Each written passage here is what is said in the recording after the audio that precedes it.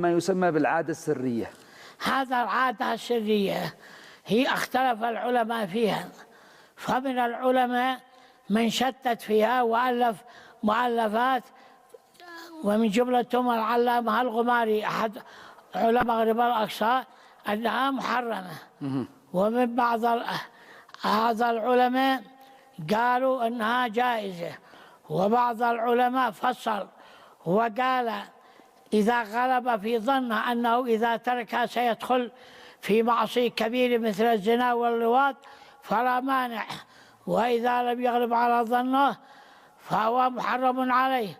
وبعضهم وهو الألباني قال يشرع يصوم، فإذا صام وانقطع شهوته ترك، وإلا عملها للضرورة.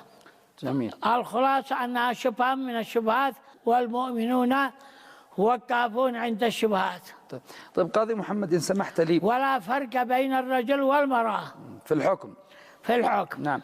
طيب يا قاضي محمد، هل هذا مبرر لقضية من يهيج شهوته؟ يعني مثلا شخص يقف أمام التلفاز بالساعات الطوال أمام المهيجات من الأفلام وكذا. لا هذا لا يجوز، ولا سيما لمن كان شابا أو شابة.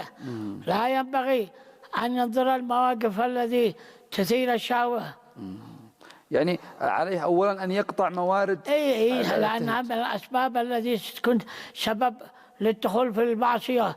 لا ينبغي للإنسان أن يدخل في شيء يغلب على الظن أنه سيكون لإثارة الشهوة الجنسية. جزاك الله خير، بارك الله فيك. قاضي محمد، هو لا تنسوا الإعجاب بالفيديو والاشتراك في القناة تشجيعا لنا لنستمر بنشر المزيد إن شاء الله.